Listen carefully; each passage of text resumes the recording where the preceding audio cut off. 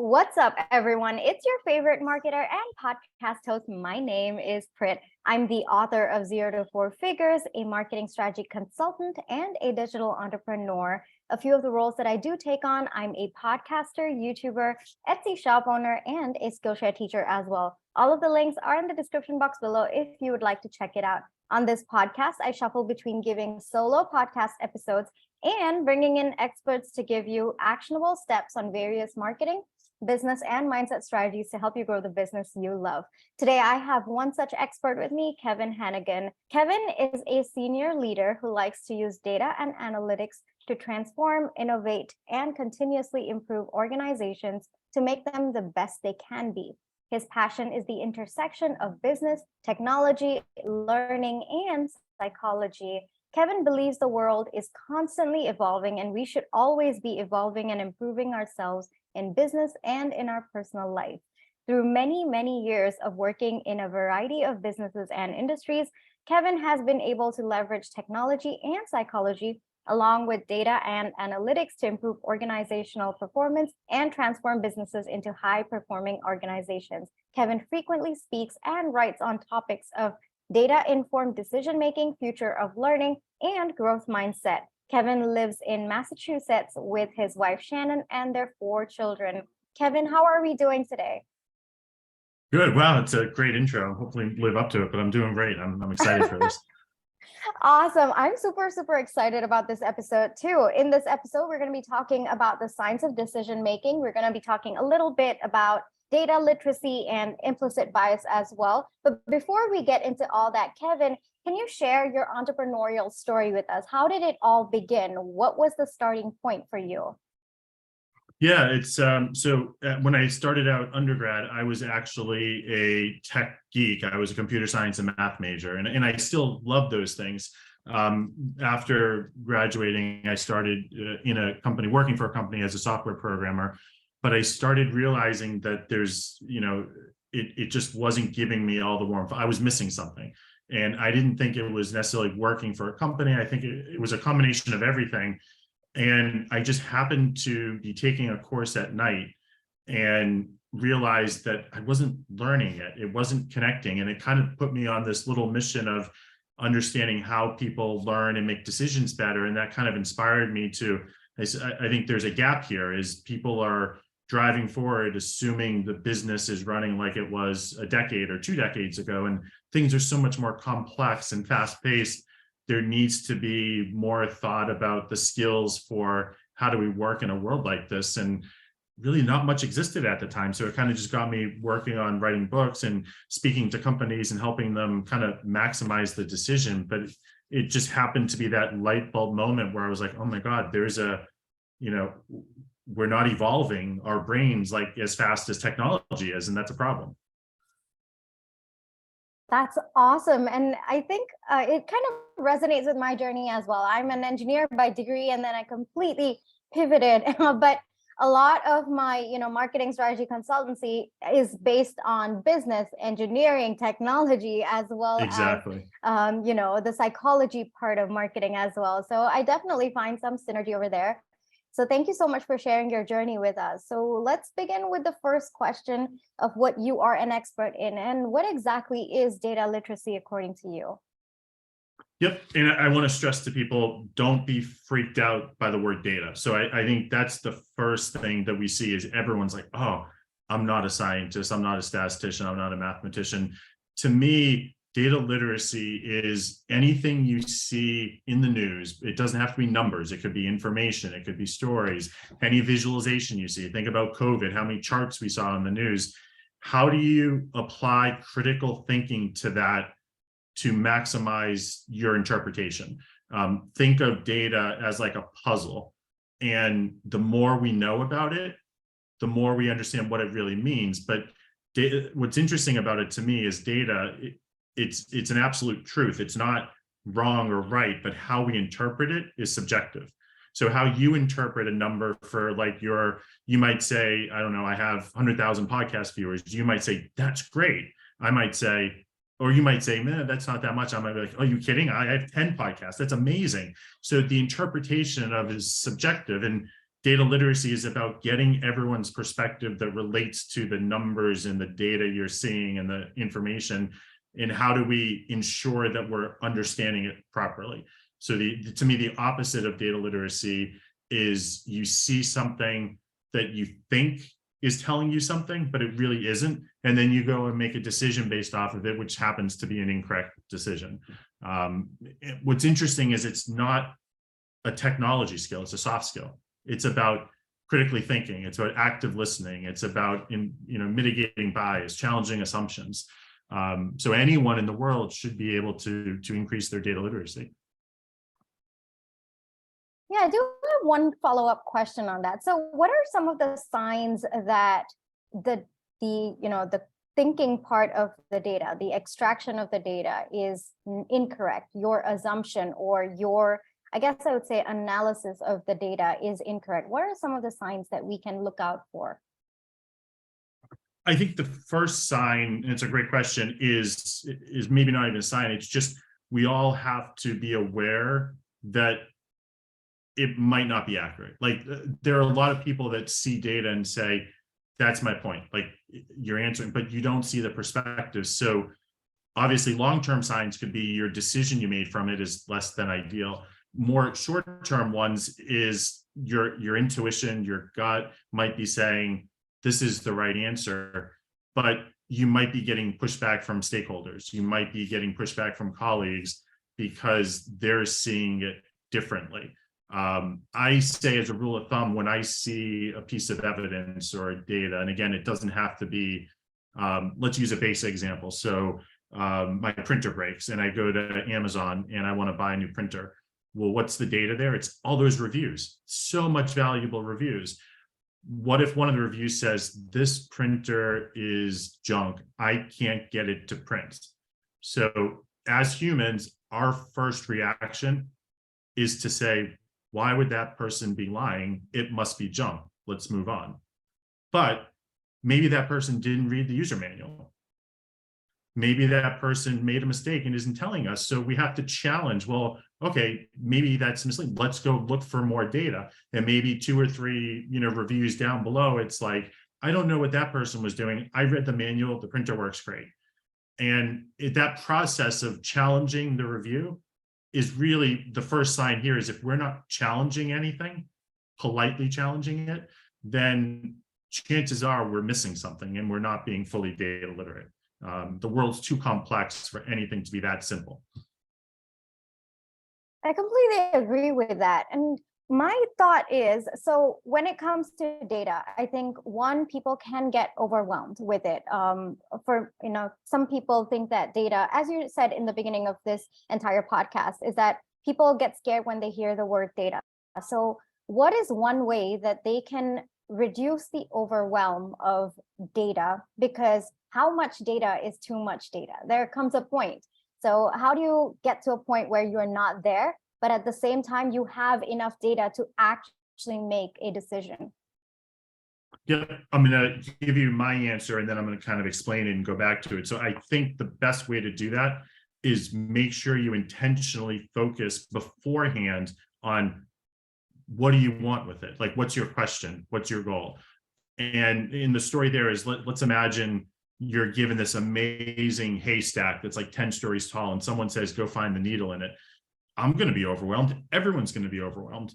What you need to do is focus on, there's data out there for everything. What do I need it for? What is the question that I'm trying to be asked? So a good example would be podcasts, right? There's hundreds of thousands, millions of them.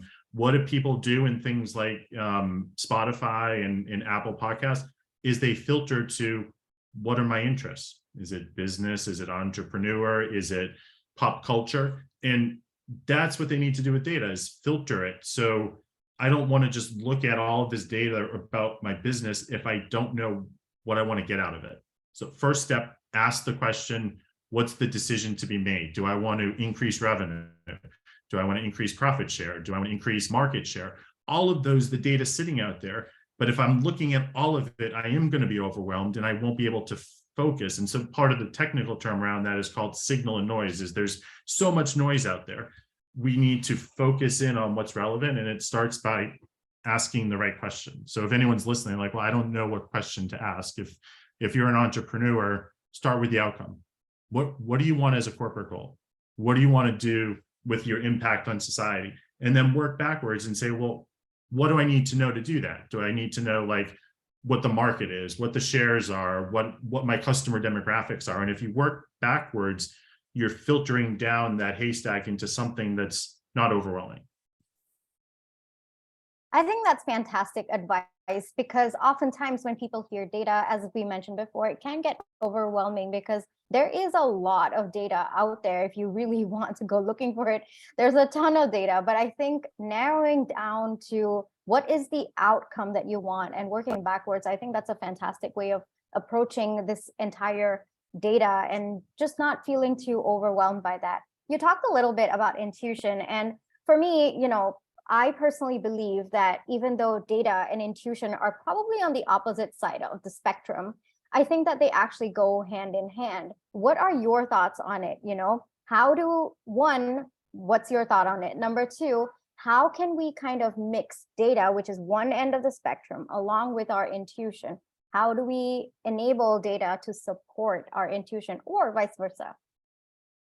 Absolutely. And I'm smiling because I'm glad you said that, because a lot of people do think data and intuition, they are on the other ends of the spectrum, but they think it's a one or the other, and they think intuition is bad. And I guess the best way to answer it is give a little bit of background. I don't want to go into a lot about neuroscience and technical, but what intuition really is the brain is a massive supercomputer. And we're exposed to so much, not just data, but think of all the four senses. Every second we're processing. If the brain processed all of that, it would overheat. We'd have to sleep like 50 hours a day. It doesn't exist. So it picks what's relevant. And what's relevant is kind of subjective, right? It's based off my culture, my beliefs. So what you remember is different than what I remember, potentially. And when I do remember something, it goes into my long-term memory, just short way of saying it goes into my brain database.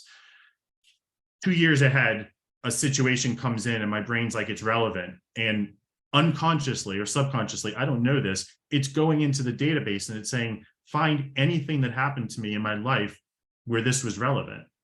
And instantly says, okay, I did those things, this happened. I'm going to quickly say, here's the answer. I'm going to bring it from my long-term memory to my consciousness, and I'm going to spit out the answer. And that's your intuition. So knowing that, if you go back hundreds of thousands of years when all we needed to do was like survive from dinosaurs and sit, intuition was spot on. You didn't need anything else because the world didn't change. Today, the problem is intuition can be misleading for one of three reasons. One, it could be something that was true last year, but isn't true today. Business changes so quickly. It could be something that was true before, but it really wasn't true. It was a misbelief. And I'll just share a personal story. I mentioned I have 4 kids. Growing up, the neighbor was a redhead and was always a troublemaker. So going into my long-term memory, I'm like, oh, it's saying redheads are trouble. I was stereotyping. I didn't know I was doing it, right? Obviously, I try not to. And every time as an adult, I'd see, TV shows and I'd have this, I'm like, oh, they're going to shoot BB guns at my window. And it completely prejudiced, right? Then my 3rd child that was born came out with flaming red hair, and it caused my intuition to stop and be like, this doesn't connect. Redheads are bad, but I just had a redhead and he's good. And it kind of got my brain thinking, okay, you can be wrong. I was wrong. And it's hard for the brain to admit it was wrong. It takes something like birthing a child to say you're wrong. So intuition is really good as a starting point. Think of it as a hypothesis. There are times where it's saving you time and money and processing power to tell you something that you knew unconsciously. But if you just blindly follow it without checking, is the data still relevant? Was I being prejudiced or stereotypical? Is there a different perspective? Then it's going to mislead you. So, I like to say data informed, which is just like you said, you have the intuition, it's great, but balance that it's still relevant and accurate, and use data and use different perspectives to that. I love your answer because, one, to me, when I'm listening, it kind of lets me know that my intuition is also based on subconscious data. And there is a possibility that it is no longer relevant to the current situation. So in a way, even though they're opposite ends of the spectrum, intuition is sort of based on data. Well, it is based on data that Absolutely. your brain is processing. And so, when you keep checking with actual data that's out there, when you're making that conscious decision, what you're essentially doing is you're updating your subconscious mind with the new parameters to make the decision. So I really like that you are combining both data as well as your intuition. I think that's usually the smartest way to go. And as entrepreneurs, I think we are inherently intuitive, but I think relying solely on one or the other is usually a little bit detrimental because, like you said, intuition, if not updated with actual data, can actually help you. I mean, it probably leads you to trauma responses, even in your business, responding to a previous situation in a negative way. And I think that's also detrimental to the business in the long run. So I really like your entire process. So we're talking a little bit about decision making. And I know that you said you didn't want to get too much into the neuroscience of it, but my question is, what is the science to decision making? Absolutely. And I meant when I don't want to go, I don't want people to think like, oh, I need a PhD in psychology to understand this or neuroscience. This is for everyone. And it's interesting because, like you said, people hear data and they're like, oh, I need to be a mathematician. Usually once they hear the whole story, it's like, oh, this is for everyone. Like data really is, we're living in the world of data. It's for everyone. The science of decision making, and we started talking about it with intuition, is the brain takes all of this input in. And it first can't process everything. There's too much stuff going on. So it uses these shortcuts. In the shortcuts, if anyone wants to go deeper, they're called heuristics. And there's different types of them. I'll give you one example that probably everyone can relate to is, my shirt here is kind of pink, right? So my guess is your listeners for the next 3 or 4 days are going to be like, wow, I see more men wearing pink shirts and your shirt's pink too. They're not actually seeing more people with pink shirts. By talking right now, we told their brain that it's relevant. So their shortcut saying, look for pink shirts. Similarly, if someone wants to buy a new car and they say, I want to buy a white Jeep, they're going to see more white Jeeps. That's a proof point that the shortcuts are working. So those shortcuts will take all of that information, they'll put them into our brain, we'll kind of process them in our long-term memory. And then we need to make a decision, we pull it all back out. And when we pull it all back out, this is where the science comes in, is we need to check that shortcut wasn't incorrect. Like the example I gave with my son, or there's examples where the brain is fooled. Do you ever see those visual analogies where you don't know if it's a blue dress or a red dress? Those are all based off like the neuroscience of the brain's trying to do this for you. But the world we live in, technology is evolving faster than the brain. And what really fascinates me, if anyone's interested, look at the history of the evolution of the brain. It's evolved over millions of years, but it does it gradually. And just in the past 20 years, we're evolving so fast in technology, the brain hasn't caught up yet. So to me, the science of decision making is just what we talked about, is understand the question. So if you don't have the right question, you're never going to make the right decision. One famous example I always tell, I don't know if it's an urban legend or not, is a famous chef that's on all these TV shows was opening up a new restaurant, and he has like Michelin star restaurants. He's like, I want to have the best chef. And so his team interviewed and found what they thought was the best chef. Turns out, long story short, the chef ended up having to leave after the first week because they were basing the interview based off of who's the best quality chef. When this person opened a fast food restaurant, it's about line cooks, it's about speed. This person wasn't fast. They didn't ask the right question. The right question was, who is the best chef for my specific business with my requirements? And anytime you leave it up to subjectiveness, you're going to make the wrong decision. So it starts with clarify the decision to be made, the question that needs to be asked, find and look for relevant data. And again, I say data loosely because it's not just numbers, it's feedback from your customers. Like look at responses on Amazon, look at social media, look at news reports.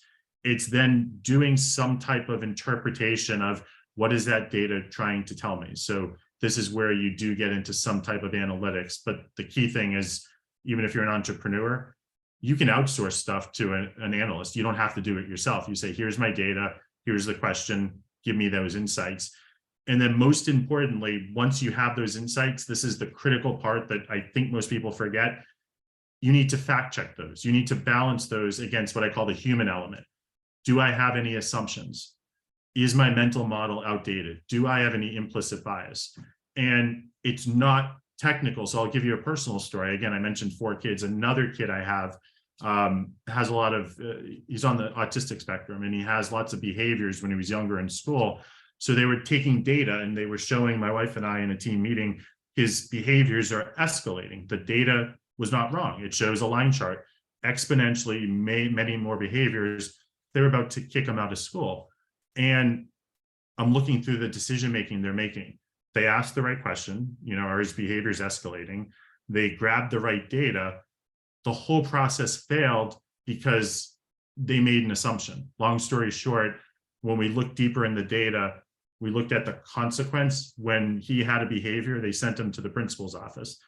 Their assumption was kids see going to the principal's office as a negative thing. My son loved adult attention. He had behaviors intentionally. So he's like, Dad, it's great. I kicked someone. They sent me to the principal and she read to me for 45 minutes. I think I'm going to kick someone tomorrow. So the reason I share the story is all of the data was the right, exact same thing. All of the process they used was right. The reason they made the wrong decision is they didn't challenge the assumption that no kid likes going to the principal's office. So you extrapolate that to your business and you're an entrepreneur out there. How many times are you doing the right thing, but you have the wrong assumption?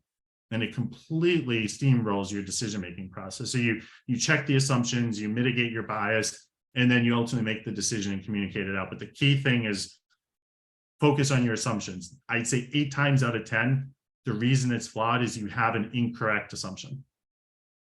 Well, how do we recognize that we are basing on an assumption that is wrong? Because oftentimes, like, the data, we're thinking about it through our subconscious mind. It's not really a conscious decision. The assumption is a very underlying factor. So what are some of the biggest signs that we can identify that we're making an assumption and the assumption is wrong?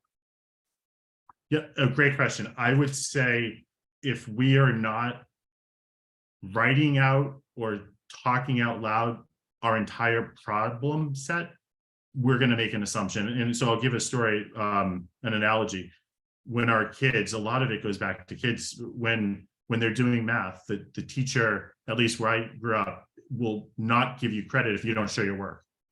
Like if you just give it the answer. And the reason they do that is because they don't want the kid to cheat. That's probably the first reason. But the second reason is if the child made a mistake, they want to know where they made the mistake so that they can correct them. Oh, I see you didn't carry the 1 here. You have to remember to do that. As adults, we don't show our work.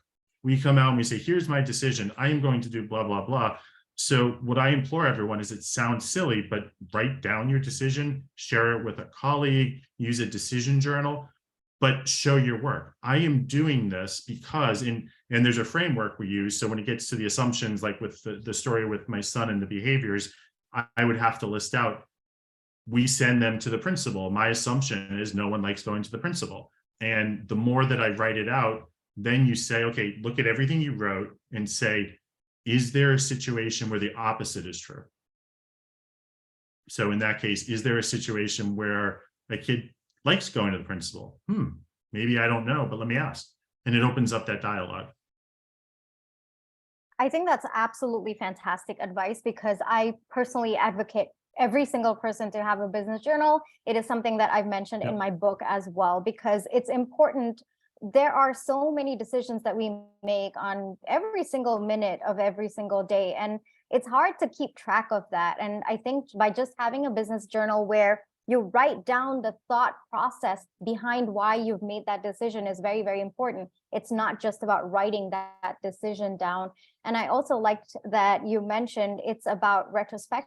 It's about going back to the decisions that you've made, taking a deep dive into every single thought process that you've had for that particular decision, which is, I think, one of the biggest mistakes I see entrepreneurs making out there. As much as first step, they probably don't write down what they're making the decisions on and their thought processes. But even if they are doing, they don't take the time to go back and take a look, because the decision that you made 3 months ago, you never know how it impacts your decision today or a year down the line. And it's very important to keep going back and having that retrospection, that time for retrospection. And I hugely advocate for that as well. So thank you so much for that, Kevin. And so one question that I do have is, data, yes, it's hard to understand what data encapsulates. Like you said, it's not just charts. So how do we know what kind of data is necessary for the decision-making process that we are going to have? So we have the outcome, that's the advice that you gave, but how do we know what data would probably be, what kind of data would be relevant for that decision? Really good question, and it highlights, I think, a key point of the process too, is anyone can apply this. One skill that you really need, it's not a technology skill, but you need to know something about the decision you're trying to make, right? So, you're in business and you're trying to grow revenue, you need to know a little bit of fundamentals of how that works, like what's relevant, right? At a high level, I need to minimize expenses, maximize revenue. So I think the first thing is learn the industry you're in, learn the demographics you're with. The second thing is don't reinvent the wheel. So to me, when I'm doing something, when I see innovation, I see it two different ways. The first way is you have the same problem, you just came up with a better solution. But when you have the same problem, you have the same data. So look at what your competitors are doing. The other type of innovation, which is probably a little more advanced but better, is then when you challenge the question. They're asking the wrong question. So take like Airbnb as an example, right? Or Uber, everyone's asking questions. How do I maximize my transportation company? Well, their assumption is they own cars, or Airbnb. How do I maximize my hospitality? The second innovation is challenge that. When can I do it without owning cars? But you have to walk before you can run. So walking is look what other people do. Most likely you're going to have the same data. You're going to just come up with a different opinion. So go on Google, go on Post-it boards, and if you can't do that, ask questions. I like to surround myself, even as an entrepreneur, you might not have a big team, but have a network, have mentors, have coaches that think differently than you. Because if they think just like you, they're just going to parrot back what you say, and you're going to be like, aha, I'm right. No, that's not right. You want someone to say, you're not thinking of this. You're looking at it very tunnel vision. So it's a good question. It's a hard question to answer because it's complicated, right? Like you have to put the work in. You can't just sit back in a chair passively and say, show me the data. It doesn't work. You have to do the legwork, right? You have to do some research. You have to talk to people. Even though we all live in social media, we still need to network with people. And this is a perfect case for doing that. Absolutely, 100%. I do agree that there is no one answer for that. And I do agree that it is a complicated question. And it also is heavily dependent on, one, your own industry, your own business, your audience, and also the outcome, the data that you have access to, the data that you do not have access to, resources, etc. So I do agree that it's very dependent on the situation that they're in.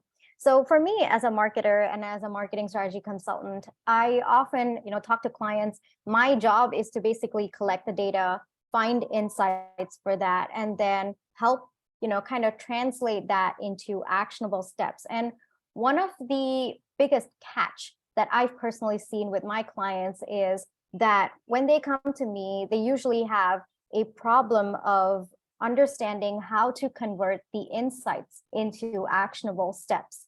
What are your thoughts on that? And what are some of the steps that my listeners out there can take when it comes to converting? So you've got your data, you've got your insights from that. How do you convert that insights into actionable steps to transform your business or solve the problem that you looked for the data? Absolutely. And I'll add one thing into that. So you have the insights before you go to actionable steps. I just want to highlight, you want to validate the insights because, I'm sure you do them all correctly, but there's probably people out there where their insight, again, has a missing assumption. So validate it. Most importantly, once you validate it, then to your point, I turn it into action, right? And I need to action it. So there's a couple things that I want to take into account that I think about. The first thing is I think about who are the stakeholders that are involved.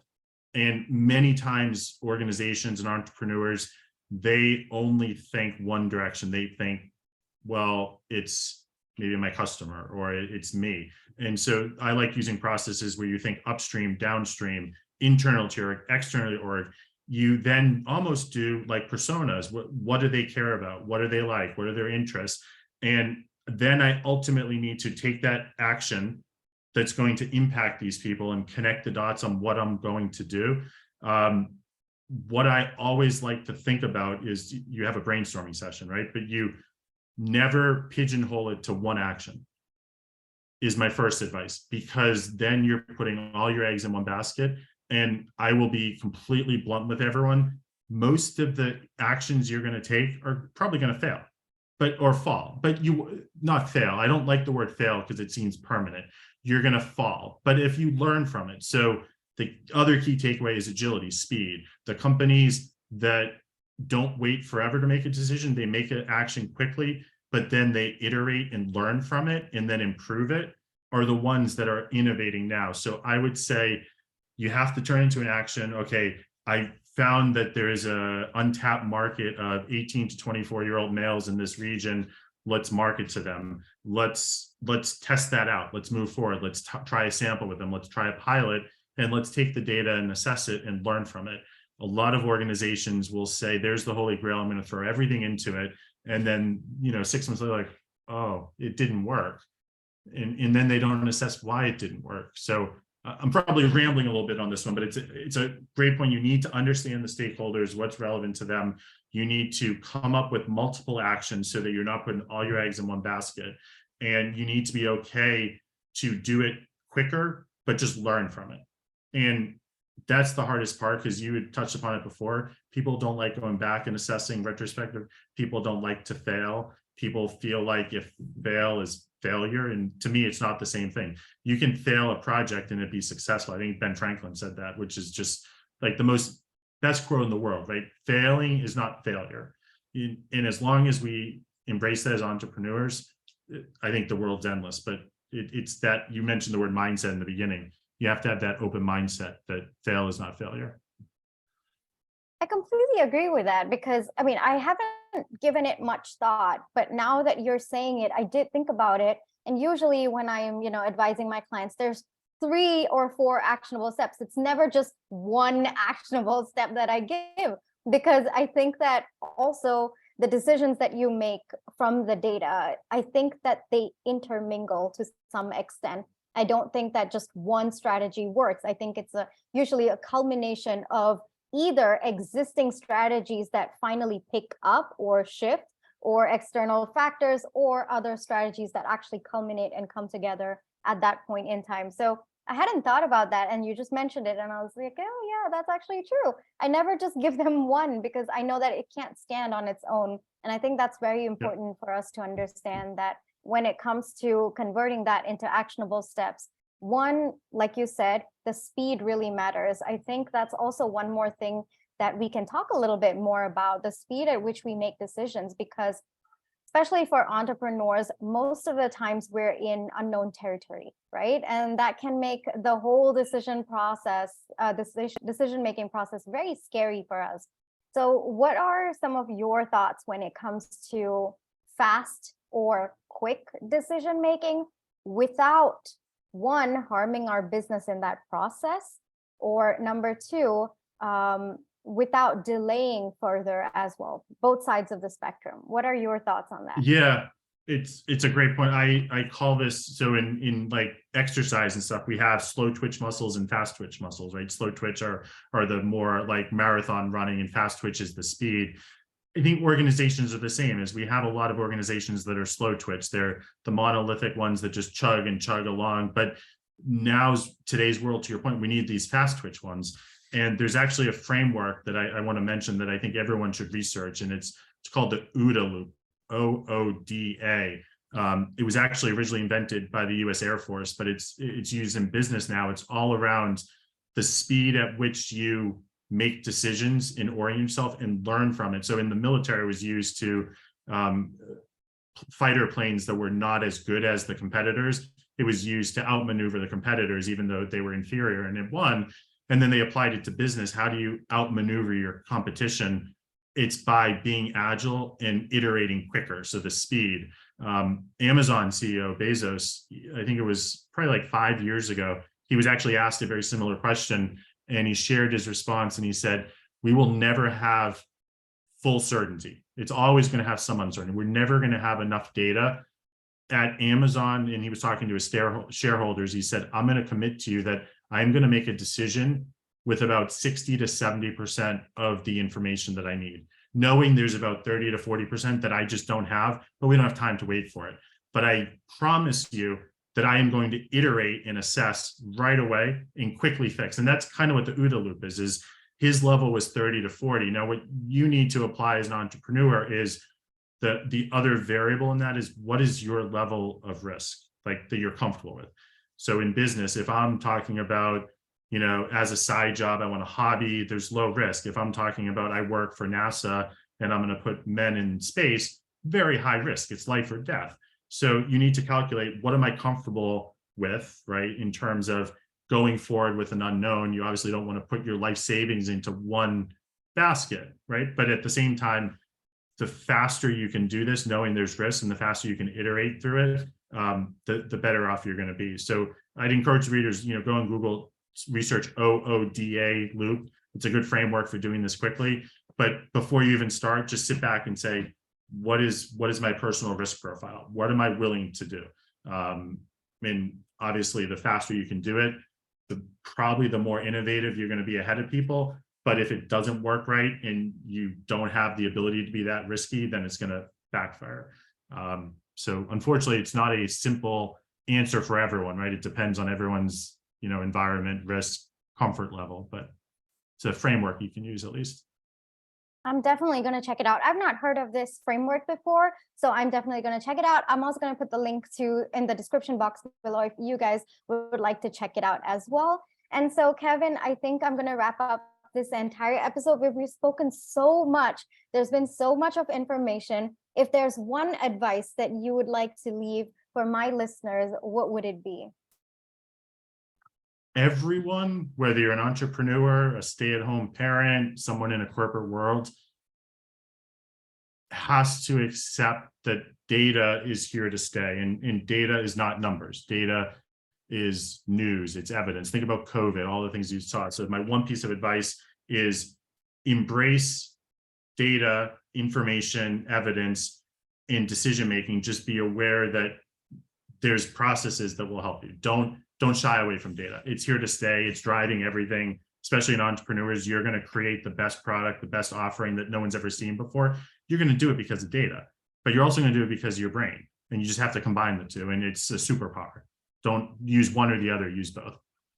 Absolutely, 100%. I completely agree with that. Thank you so much, Kevin, for joining us. If my listeners want to reach out to you, what are the social media platforms that they can find you on?